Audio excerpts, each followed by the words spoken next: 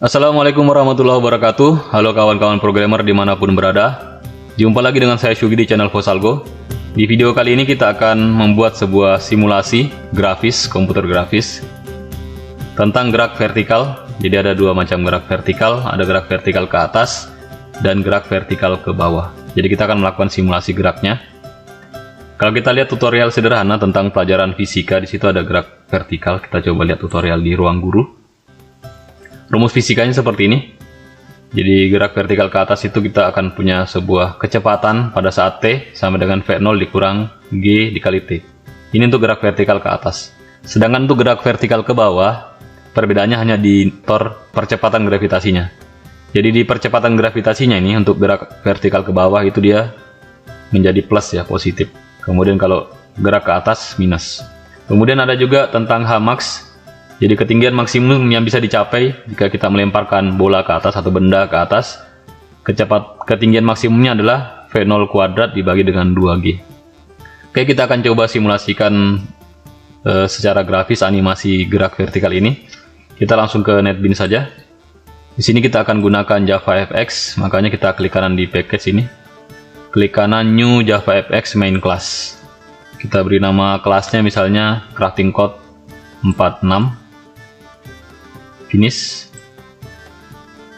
Oke, ini saya hapus dulu. Sebenarnya tadi saya sudah buat snippet ya. Sudah buat snippet tentang visual loop. Kalau teman-teman mau belajar tentang visual loop, ada di video tutorial saya sebelumnya tentang visual loop, sebuah game engine sederhana. Ini kalau kita run, bisa di run dulu, run file. Hasilnya adalah seperti ini. Sebuah window sederhana ya. Oke. Saya close saja dulu. Kemudian kita akan buat sebuah visual loop. Saya kopikan, saya snippet saja. Saya sudah buat snippetnya. Saya paste di sini. Ctrl A, paste. Saya lengkapi namanya. Saya rubah namanya jadi Crafting Code. Saya rubah juga konstruktornya di sini. Kemudian saya tambahkan package ya, deklarasi package. Tambahkan change package declaration to Fosalgo sesuai dengan package saya. Kalau teman-teman package-nya beda, rubah juga sesuai package. Saya save dulu. Kemudian ini kalau saya run belum ada apa-apanya, cuman window kosong. Window kosong seperti ini, belum ada isinya. Cuman dia sudah ada thread di dalam yang berjalan. Ada thread yang berjalan di dalamnya, saya pakainya. Teman-teman boleh pelajari lebih lanjut tentang ini di video saya tentang visual loop. Sudah ada input keyboardnya, saya bisa menangkap input keyboard. Jadi kalau saya tekan ini, saya run, saya tekan salah satu keyboard ini, saya geser dulu. Ada keyboard yang saya tekan di sini, misalnya saya tekan keyboard E, dia tercetak E di sini. Kalau saya tekan tombol spasi, dia tertulis spasi di situ. Ini untuk mengidentifikasi saja tombol keyboard apa yang saya tekan. Oke, nanti saya akan gunakan spasi untuk menggerakkan benda, objek secara vertikal ke atas. Kemudian gerakan vertikal ke bawahnya dipengaruhi oleh gaya gravitasi. Baik, mungkin pertama kita akan buat beberapa variabel dulu. Beberapa variabel yang dibutuhkan untuk menggambar objek. Di sini kita gunakan objeknya lingkaran. Kita tentunya butuh CX atau posisinya. Posisi dan lingkarannya. Kemudian di sini kita letakkan ya. Kita letakkan di sini. Boleh di bawahnya keyboard handler, kita beri nama di sini variabel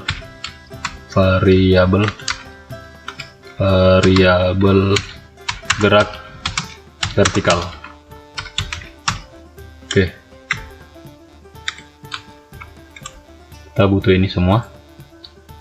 Kita beri CX dulu pertama sama dengan 10 ya. 10 di sini C-nya juga sama dengan 10 untuk nilai awal saja. Kemudian radiusnya sama dengan 50 jari-jari lingkarannya. Kemudian untuk menggambar lingkarannya, ini saya sudah buat beberapa variabel dulu untuk sementara. Untuk menggambar lingkarannya kita bisa lakukan di dalam method draw. Kita cari method draw-nya. Bisa pakai navigator ya. Ada draw di sini. Draw. Oke, ini method draw-nya. Kita bisa menggambarkannya di bawah sini. Setelah GC clear rect, sini kita bisa tambahkan perintah. Untuk menggambar lingkaran itu kita gunakan fill oval saja ya. Kita bisa lakukan seperti ini. Oke, menggambar lingkaran. Saya impor dulu colornya. Impor color. Seperti ini, jangan lupa impor colornya. Jadi di sini saya menggambar lingkaran, perintahnya 2 baris saja. Set fill, colornya diatur warnanya. Kemudian saya akan menggambar lingkaran pada posisi CX dan CY dengan radius seperti ini. Oke, coba kita run untuk sementara hasilnya seperti apa. Kita lihat hasilnya adalah, oke, ini hasilnya jadi sebuah lingkaran saja dan dia tidak berubah posisinya, tetap di sini. Ini kalau kita mau gerakkan posisinya, kita bisa gerakkan dia secara vertikal dan horizontal dengan memainkan nilai CX dan CY-nya. Misalkan di sini kita bisa letakkan perintah untuk mengupdate nilai CX dan CY itu di sini, di bagian update-nya. Kita bisa update di sini, misalnya CX CY plus plus ya. Jadi dia akan bergerak vertikal ke bawah. Coba kita run lagi, maka dia akan bergerak ke bawah. Ya, dia bergerak ke bawah. Oke, seperti itu. Kemudian kalau kita rubah ini menjadi CX, maka dia akan bergerak ke kanan. Kita run lagi. Kita run, dia akan bergerak ke kanan. Oke, seperti itu. Kemudian jika kita gunakan CX dan CY plus plus juga, maka dia akan bergerak secara diagonal ke kanan bawah ya. Kanan bawah seperti ini. Dia bergerak secara diagonal. Oke, baik. Jadi sebenarnya tadi pada saat kita gunakan CY seperti ini, maka dia akan bergerak secara vertikal. Jadi ini sebenarnya kalau sampai di sini selesai ya, misi kita selesai. Membuat gerak vertikal ke atas dan ke bawah. Jadi ke atasnya sisa, kalau mau ke atas rubah ini jadi minus minus dan seterusnya. Tapi ini jadinya tidak kelihatan nanti karena sudah di atas. Ya, dia hilang ya. Oke, jadi kita bisa mainkan plus plus dan minus minusnya. Cuman ini menjadi membuat objeknya bergerak kurang realistis ya. Padahal di alam kalau kita menggerakkan benda di dunia nyata itu dia semakin mendekati dasar bumi, semakin mendekati bumi, permukaan bumi, dia gerakannya akan semakin cepat. Maka di situ kita gunakan rumus fisika tentang gerak vertikal ke atas dan ke bawah. Oke, baik. Untuk menggerakkan seperti ini, maka kita akan butuh beberapa variabel tambahan. Kita akan butuh variabel H-min dan H-max ya. Jadi ada ketika kita melemparkan benda ke atas, akan ada posisi tertingginya yang bisa dicapai berapa, tergantung dari kecepatan awal yang kita berikan. Itu ada rumusnya juga. Jadi untuk sementara ini kita kosongkan dulu. Nanti kita aturnya di dalam method start. Oke, seperti ini. Jadi kita punya tambahan variabel baru H-min dan H-max. Kemudian kita juga punya variabel untuk gravitasi, percepatan gravitasi. Seperti ini. Kalau di dunia nyata biasa percepatan gravitasinya 0,98 ya. Tapi di sini saya gunakan 0,004 f supaya bisa terlihat gerakannya. Kalau saya berikan 0,98 dia sangat cepat dan tidak terlihat. Kemudian ada float t, ini menyatakan waktu t-nya. V itu adalah kecepatan objeknya. Kemudian turun, ini ada variabel boolean turun, ini untuk menyatakan gerakannya, apakah dia sedang bergerak turun atau bergerak ke bawah atau ke atas. Kalau dia bergerak ke bawah atau jatuh bebas, maka saya beri nilai true-nya. Turunnya ini sama dengan true. Turunnya bernilai true. Tapi kalau dia bergerak vertikal ke atas, maka turun akan bernilai false. Oke, baik. Selain itu saya butuh juga kecepatan awal. Untuk gerak vertikal ke atas itu butuh kecepatan awal. Biasa perlu diberikan dorongan ke atas ya. Kecepatan awalnya saya beri nama variabel vup untuk kecepatan awal untuk gerak vertikal ke atas. Seperti ini. Oke, sampai di sini belum selesai. Berikutnya kita akan melakukan inisialisasi variabel-variabel ini. Variabel-variabel kita buat sebelumnya di bagian start ya. Jadi ini ada variabel, sambil saya matikan ini. Saya close thread-nya. Ya, variabel-variabel ini nanti kan kita inisialisasi di start. Di bagian start, setelah membuat objek kanvas, di sini setelah inisialisasi lebar dan tinggi kanvasnya, di sini kita inisialisasi nilai variabelnya ya. Jadi CX sama dengan Jadi saya maunya nanti CX-nya di tengah-tengah kanvas, jadi gambar objeknya di tengah-tengah kanvas, makanya saya gunakan ini. Lebar kanvas dikali 0,5 ya, di tengah-tengahnya. Tidak di tengah persis sih, tapi sepertinya mendekati tengah ya. Kemudian CY sama dengan 0, jadi dia mula-mula dia berada di atas. Kemudian radiusnya sama dengan 40. Kemudian ini radius lingkarannya.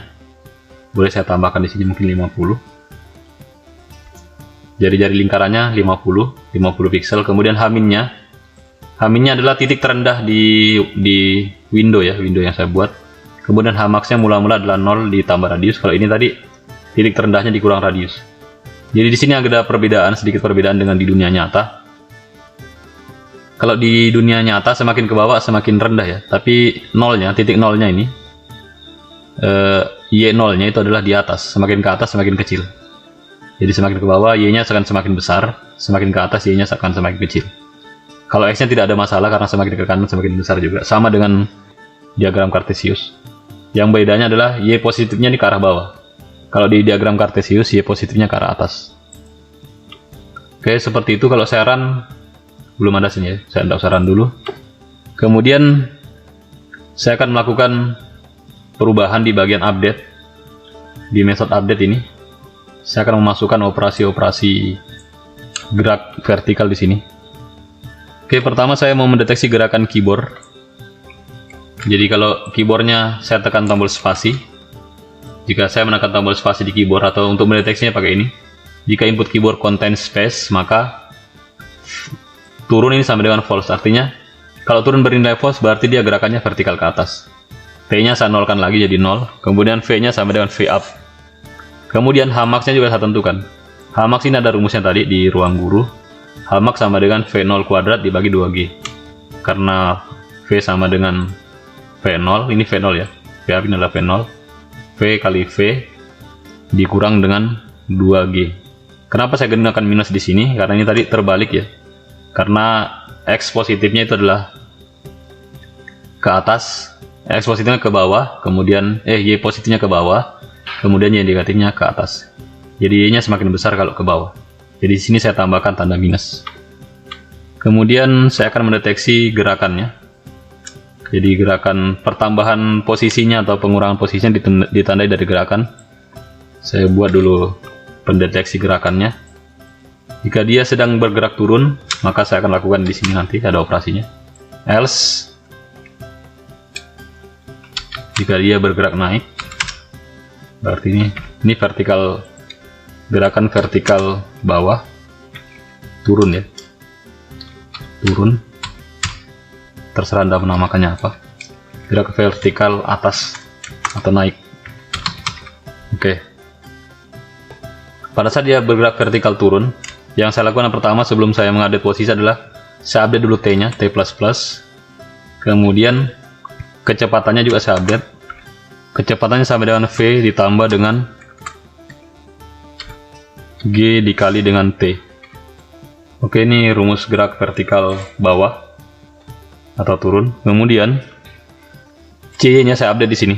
CY sama dengan CY plus sama dengan V. Oke. Kemudian kalau gerak vertikal atas, ini sebaliknya. Pertama tetap saya increment dulu T-nya, T++. Kemudian V sama dengan V dikurang G dikali dengan T. Jadi bedanya adalah di sini, operasi tambah dan kurangnya. Kemudian C-nya di sini pakai minus sama dengan V.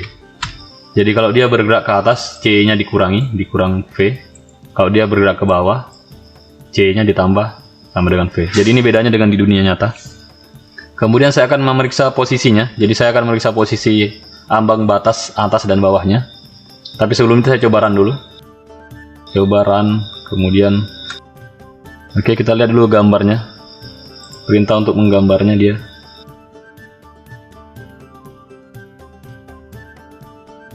Di bagian draw, ada CXY radius listener sudah.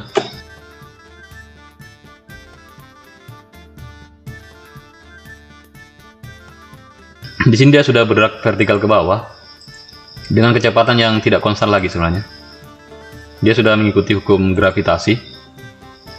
Semakin ke bawah dia semakin kencang, semakin cepat.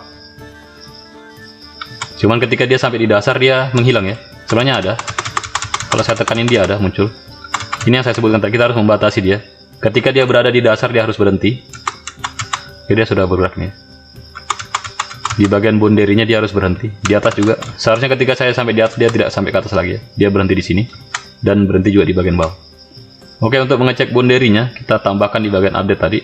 Selain memeriksa gerakan naik turunnya, kita periksa juga boundary-nya atau batasnya, tepinya. Tepi. Di sini kita periksa dengan cara memeriksa apakah pertama kita periksa apakah C-nya apakah C-nya lebih besar dari H-. Kalau lebih besar kita apakan. Kemudian kita periksa juga apakah C-nya lebih kecil daripada H-max. Berarti dia posisi paling atas ya. Kalau dia lebih besar kita apakan. Oke, jika dia lebih besar dari H-, maka saya tetapkan dia berada di posisi dasar saja. T-nya saya jadikan 0, kecepatannya juga saya jadikan 0. Posisinya berada di C sama di H- ya, berada di H-. Demikian pula jika dia berada di posisi paling atas, maka saya tetapkan T-nya sama dengan 0, V-nya sama dengan 0, C-nya sama dengan H-max. Tapi ketika dia berada di atas, dia tidak berhenti di atas ya, dia akan bergerak turun. Maka di sini saya berubah variabel turun ini menjadi true lagi. Jadi kalau saya tekan spasi tadi, nilai variabel turunnya menjadi false, maka dia akan bergerak ke atas. Ketika sudah berada di posisi H-max, maka dia akan otomatis bergerak turun ke bawah di sini. Ini bedanya antara kedua metode ini. Kalau dia di dasar dia tidak perlu melakukan apa-apa, dia hanya merubah saja ini nilai variabel T, V, dan CY. Tapi kalau yang dia berada di posisi paling atas, dia rubah nilai variabelnya sambil dia rubah gerakannya, dia bergerak turun, maka dia akan otomatis bergerak ke bawah oleh gaya gravitasi. Coba kita run. Oke, kalau sampai di bawah dasar dia berhenti, kita tekan spasi dia ke atas, sekali tekan spasi dia ke atas, dua kali tekan spasi dia ke atas lagi, tambah ke atas, sampai di atas dia berhenti. Dia berhenti sejenak baru turun ya. Tanpa saya tekan apa-apa dia turun, bergerak secara vertikal. Oke, jadi ini sudah realistis gerakannya. Gerakannya semakin mendekati dasar kotak dia akan semakin cepat ya, sesuai dengan hukum gravitasi. Ketika saya lepas, dia akan turun.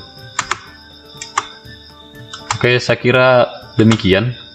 Semoga kawan-kawan terinspirasi untuk membuat game, mungkin game semacam Flappy Bird atau apa, atau lompat burung atau apa. Jadi ini adalah gerakan yang didasari oleh hukum gerak vertikal.